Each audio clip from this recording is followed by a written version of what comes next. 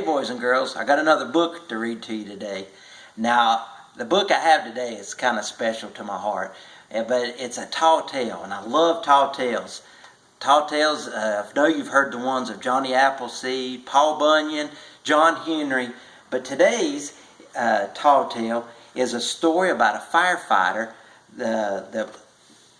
from New York City from long ago. His name was Mose Humphreys. Mose Humphreys. And that's book today is New York's Bravest by Mary Pope Osborne. And the author has dedicated this book to the memory of the 343 New York City firefighters who gave their lives to save others on September 11, 2001. Fire, fire, turn out, the fire bells jangled. Come on, boys, said Mose. Mose was the most famous firefighter in New York City. 8 foot tall, Mose had hands as big as Virginia hams. His arms was so strong that he could swim the Hudson River in only 2 strokes. When others ran away from danger, Mose ran towards it. Now Mose and his boys rolled out the pumper and headed for the smoke, billowing in the sky.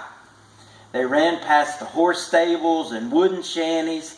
They ran past the newsboys crying, "Papers, 1 penny!" They ran past the oystermen, roosters, and the ragmen. Suddenly they came to a halt. A horse-drawn trolley was stuck on the tracks, blocking their ways. "I'll take care of it, boys," said Mose. And he lifted the car up into the air. Then he set it down gently, and they raced on. When Mose got to the burning tenement, a woman rushed forward. "Help!" she screamed. "My baby is in there." Mose climbed the ladder to the 3rd floor. He hacked the wood with his axe and wedged his body inside. Moments later, he appeared, coughing and covered in soot.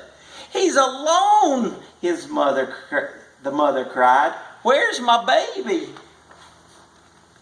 As Mose started down the ladder, it caught fire, and Mose leapt through the air and landed on his feet.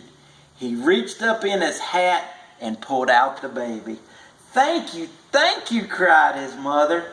"Just doing my duty, ma'am," said Mose. The mother baked Mose all the pies he could eat. To show their thanks, folks always gave Mose food and drink. Barrels of cider and coffee, bushels of oyster and potatoes, mountains of beans and eggs. Ragmen gave him their least ragged clothes. Shoeshine boys shined his boots. Everyone knew if they ever needed help, they could count on Mose. For years and years, Mose ran up and down, east and west, putting out fires in the tenements, mansions, factories, and stores. One night, the fire bell rang. "Fire, fire!" An eerie glow lit up the sky. Mose and his boys pulled out the pumper and raced to the piers. A fire in a hotel near the Hudson was roaring out of control. All night, Mose ran in and out the building, rescuing bankers, bakers, shoemakers, dressmakers, preachers, and politicians. The hotel burned to ashes, but all the people inside were saved. When the sun came up, Mose's boys packed up to leave. "Wait a minute," one of them said. "Where's Mose?" The firefighters looked around, and they all stared at the burnt-out hotel, and they all grew silent. I know, one of them finally said. "He must have jumped in the river." "Yeah, that's it," another one said. "He must have swam to Jersey." Yeah, I bet that he's having a big plate of beans and eggs right now. Yeah, beans and eggs. We'll see him tomorrow. Yeah. But no one ever seen Mose again. It wasn't long before the rumors started. Did you hear Mose is driving a mule team in the Dakotas? Mose is mining gold in California. Mose is working in Washington for President Lincoln. For a long time, folks speculated on Mose's whereabouts. Then one night at the firehouse over a game of checkers, an old-timer put the matter to rest. You know what he said? Mose ain't in any of those places. Truth is, Mose is right here. He's marching with us in our parades. He's kicking up his heels at the fancy dances. He's skating by moonlight on the ice pond in the park. And whenever we climb our ladders toward the blazing sky, he's with us all.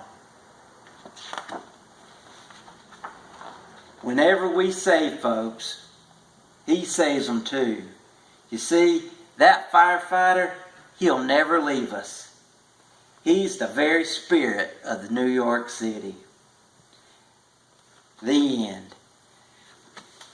You know, as we look back, people come and go, and there's a lot of stories about a lot of men and women. But you know what? I hope today you choose to be like Mose. You choose to be a good friend to all people, helping whoever you can, whenever you can. And then one day, maybe they'll make a tall tale about you. Thank you for listening, and have a good day.